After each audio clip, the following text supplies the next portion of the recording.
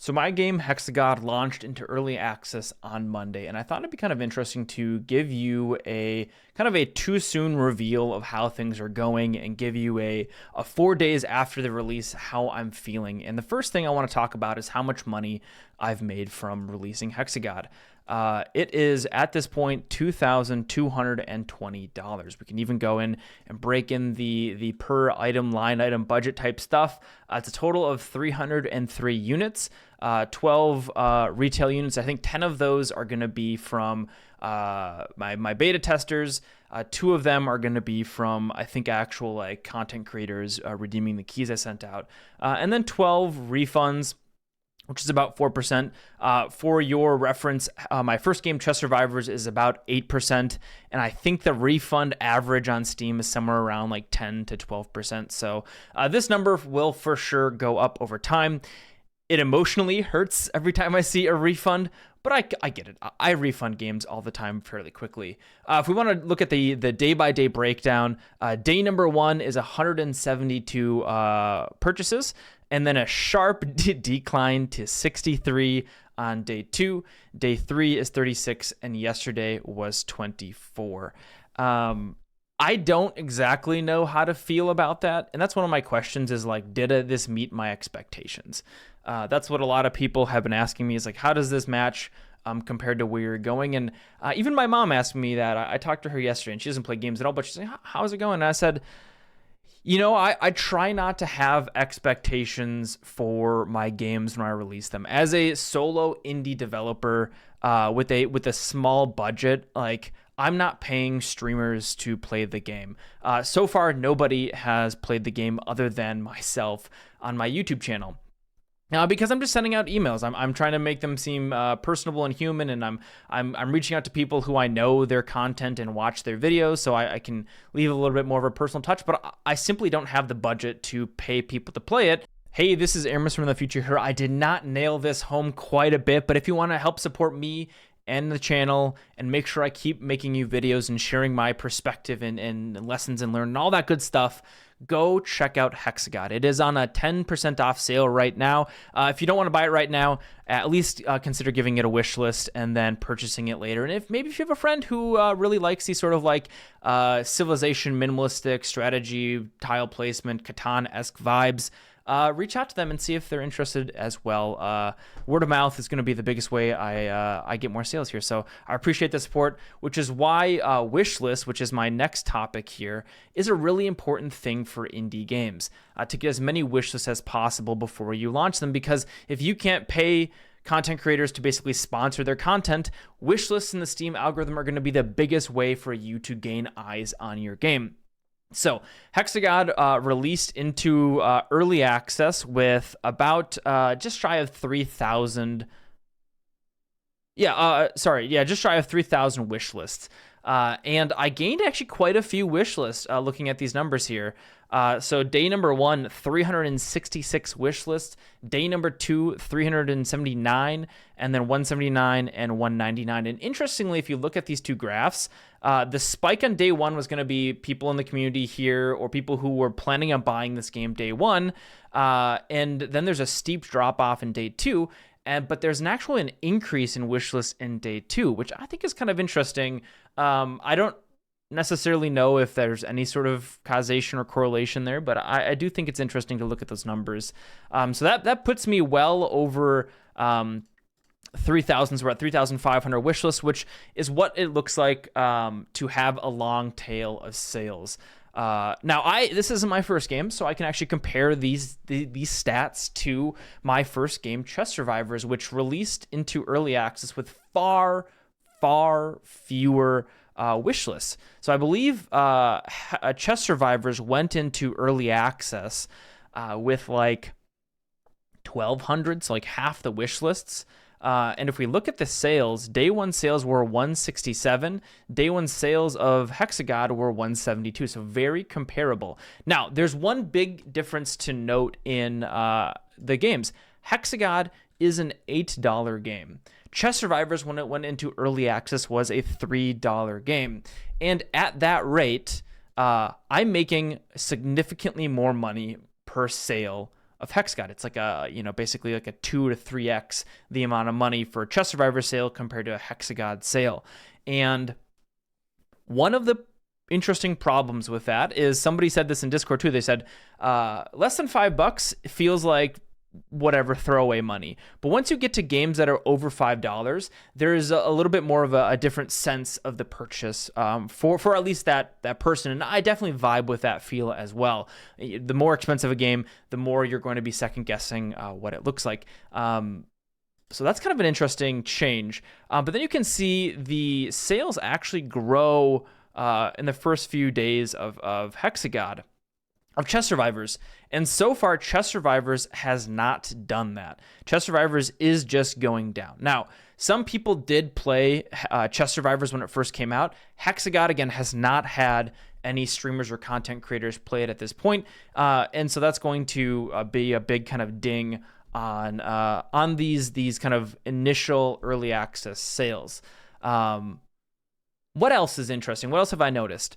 I have let me look at my questions. Wishlists. Okay, so yeah, we looked at wishlists. Hexagod wishlist, or Chess Survivors wishlist, was also far higher.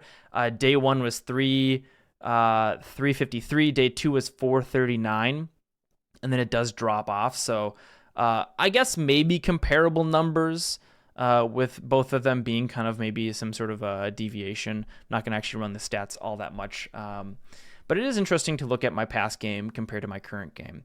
Okay, that's money. That's wishlist. Steam reviews. So Steam reviews, I am actually at 38 Steam reviews, which is crazy because the ratio, the kind of generally accepted ratio, is 30 purchases to 1 review. A quick edit here. That would mean that my current rate of reviews would mean I've sold 1,200 copies of the game. So my current ratio is about 10 to 1. So I 100% expect that ratio to start to balloon upwards. And if you're interested, Chess Survivors ratio is about like 60 purchases to 1 review. So that general rule of thumb can swing quite wildly. Luckily, I have about 10 friends who have played the game. I don't think all of them have left a review, but that is one of the big benefits of having created such a great community here on YouTube, my Discord server, and over on Twitch, is that there's generally some nice people out there who are going to play the game. And a bunch of the reviews were saying, hey, I came here from YouTube and I'm surprised by how fun this game was. So some very heartfelt comments down here. My favorite one is this top one here. It says, was originally going to play for a bit, ended up playing for 3+ hours, which is super cool. You can see there's a negative review that says the game's pretty shallow and it doesn't have a save handler system. I'm adding a save handler system. It's coming out later today, and it's an early access game, so it is going to be a shallow game, and it sucks to get negative reviews, but that's part of the game. I don't blame them for having played for half an hour. That's enough time for me to understand a lot of games if I like it or not, and it didn't meet their expectations, and that's on me, not on them. Does that mean that was my first initial gut reaction when I saw this, and when I see it again and again and again? No, I see a negative review and I'm like, because this is gonna drive some players away from purchasing it, but it's also gonna drive some players away from purchasing it who maybe weren't gonna like it anyways, and that's okay in my book. So reviews are going well. I think I'm well above the threshold for my first game, Chess Survivors. So that's really exciting to see all those dang reviews coming in. Post-launch blues. Do you have the post-launch blues? I'm not sure.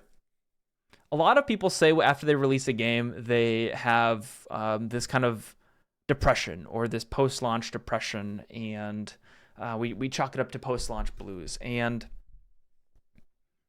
I don't think so. Because I have 300 people who have purchased the game, I have plenty to work on. I've gotten feedback from my friends. I've gotten feedback from people who have played the game. They've all those reviews, even positive ones. Some do have some constructive feedback in there. And what that does for me is it makes me really excited to be releasing the game, and like it's in early access, and I've committed to doing early access development work. So I don't really feel a blues about it because A, I have players who are playing the game, and B, I have stuff to fix. I have systems to start adding in quality of life things. I spent a lot of this week really, really putting in a tutorial that makes sure that you can interact with the UI correctly, because I think that was a huge miss of this early access launch. And quite frankly, I ran out of time with a lot of different things I wanted to do. So no, I don't have the post-launch blues because I have work to be done. And because now that I've released Hexagod, I can start thinking about and maybe actually planning out prototyping of my next game, which is a exciting consequence of having released Hexagod. So the last question that I think is interesting was, do I consider this launch a failure? Yes and no. Yes, I'll go with no first. I don't think it was a failure because, primarily speaking, I knew I was going to have some people playing it. I knew that was going to happen. Really was afraid of was that people were going to play the game and there was going to be immense crashes, that there was going to be game-breaking bugs, that there was going to be my whole leaderboard system wasn't going to work, or that it wasn't going to run on people's computers. And so far, I haven't got reports about that. Knock on wood, I have not got reports of people's games crashing. So from a stability standpoint, there was a few small little bugs I was able to fix. I'm patching into a save system for a one-run save handler that should be live later today. That might introduce some bugs, but I'll be around all weekend so I can easily squash them if I need to. So I would consider, from a very high level, this was a successful launch of an early access game. I think there's plenty of content. Looking at some of the reviews, the hours of people playing, there's plenty of content there to make it feel like people can get a vibe of the game, and then I can continue to expand upon what I need to keep it going. Now, the other side of it is, was it a failure? Maybe a little bit, I guess. Like, 300 sales in 4 days with no content creators playing it. Not a shocking number of wishlist added. I try not to have expectations. But I do. I definitely was hoping to have more sales, right? I think that's okay to say. But this is an early access game. I ran out of time with a lot of stuff, quite frankly. But a game is never going to be finished. It's just released. So the game was never going to be ready. Part of why this game didn't have bugs and did have all the content it did is because I did grind really hard last weekend to make sure the game was in a playable state on Monday. And a bunch of people came in and gave me a beta test to find some of those bugs for me, which I'm incredibly appreciative of. But I didn't pay someone to make a capsule art. The capsule art kind of sucks. Quite frankly, I should look into having somebody buy it, having somebody make me some artwork, or simply just taking a pass at spending a day or two upgrading the art. I think the villager art itself looks kind of like shit. There's some things that just could be better as far as the art aesthetics and things like that go. So I'm not too surprised that the marketing side of it all kind of flopped, because I didn't really optimize this game for the marketing side of it. And I think that's going to be a big thing I try to do with game number 3 is game 1 was that was Chess Survivors, get a game out the door. Game 2 was try to design a game that has much more design stuff in it, and build a better UI and UX, and level up the fun of the game and the replayability of the game. And I think game number 3 is going to be really try to lean into finding an idea and name and a marketing scheme that will play a lot better, so that hopefully it'll be a little bit more attractive for players to click on and click into. And that doesn't mean that Hexagod is done. It's an early access game, and I can continually update this, and I will continue to update this in the coming months, weeks, and potentially years. So I hope you're found this interesting. It's a weird topic to talk about, but that's all I got for you. I'll be live over on Twitch if you have more questions and want to hang out live with me today. We'll be talking about Hexagod and the design of game number 3. I'm potentially doing the Ludum Dare next weekend for a game jam to prototype game number 3. So good luck out there. I hope you have a good weekend, and I'll chat with you next time. I've been Aarimous. Thanks for watching. Bye-bye.